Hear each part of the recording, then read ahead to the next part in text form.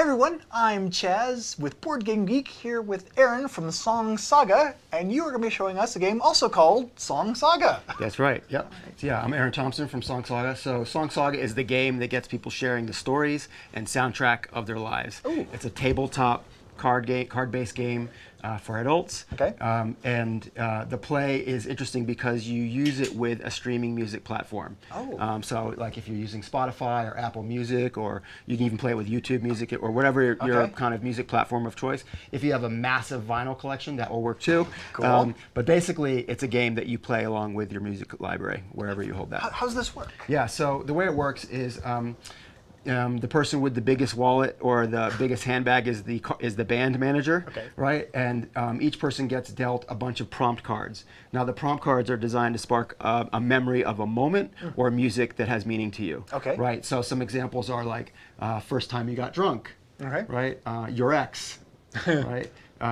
Gay bar, right? Breakups, dad. And there's a story. Dad is actually how the game became invented, which if you want to hear that story, I can tell you that. Musician you most like to have sex with, first concert, spring break, weed. We get a lot of Snoop Dogg songs played there. Pre-party warm-up, road trip. So you get the vibe. So these are each designed to kind of spark a memory of a moment that it has meaning to you. And the way the game is played depends on how heavy you want to go into the rules.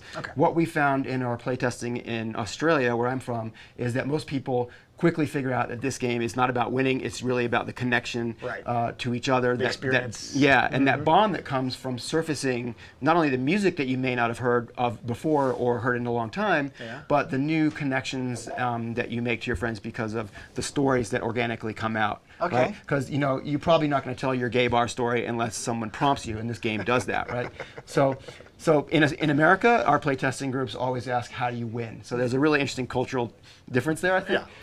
So the way you win is if I played a card, let's say I had road trip and I told a story and played a song, and then you played a card and told a story and played a song, and someone else did, let's say there's three of us, we would vote by majority vote whose song and story set was the best. So a set is a song and a story.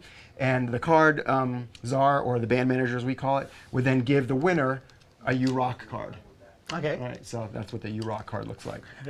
That's our little trophy. So our You Rock cards are kind of like our version of like the Grammys or the MTV Music Awards, right? So that becomes your point scoring mechanism, and you can decide to play to 5 points, 10 points, or until you run out of You Rock cards.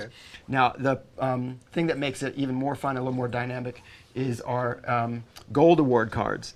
And the Gold Award cards are based on things that have happened at the MTV Music Awards, at the Grammys, or things that we know about famous musicians or our popular artists. So if you tell a story and it starts off good but then gets bad, you might get the Elvis Presley Award for the story that starts off good and ends bad, right?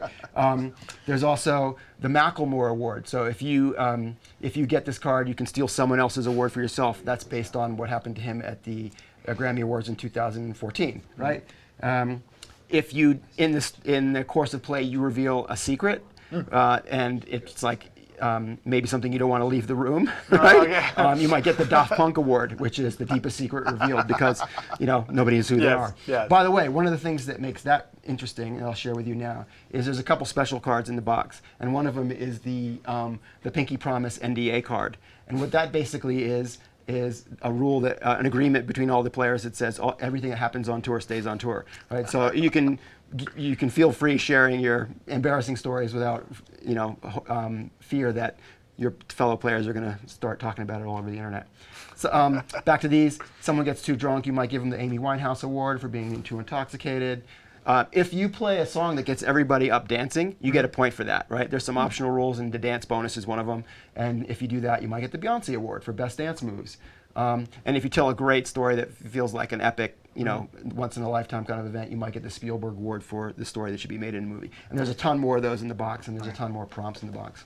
Let's go back to the prompts for just a minute. Sure. Kind of walking through a typical turn here. Let's say, for example, road trip. So does it come out like a card comes out and then everybody selects a song and plays it, and then the band manager votes, casts a vote, or how exactly does a typical round play out? Yeah, so what you just described is what we call our hit single version, right? So one card comes out, everybody tries to think of a song and a story about road trip. So like for me, that would be this soca band where that the cassette tape got stuck in the player, and we had to listen to it 14-hour drive from Florida to North Carolina.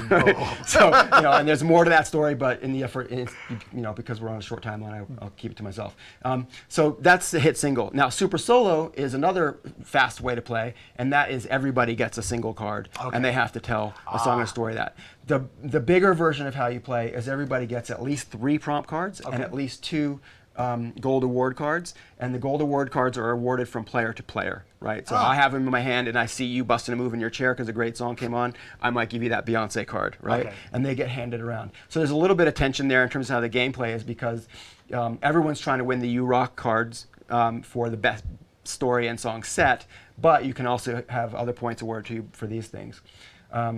So yeah, that's the basic gist. Okay, so the larger the music library and kind of library of stories available, the better when players come in. Yeah, we say you don't have to be a music nerd to win, but it helps if you haven't spent your whole life sitting on your mom's couch, right? You need to have live some life adventures for this game to be really, really meaningful to you. Excellent. One of the most powerful things that I've seen in playtesting has been, there's been a number of times where people have pulled a card and they think they're completely stumped by it, right? They're like, I got, breakups. I can't think of anything. Nothing comes to mind.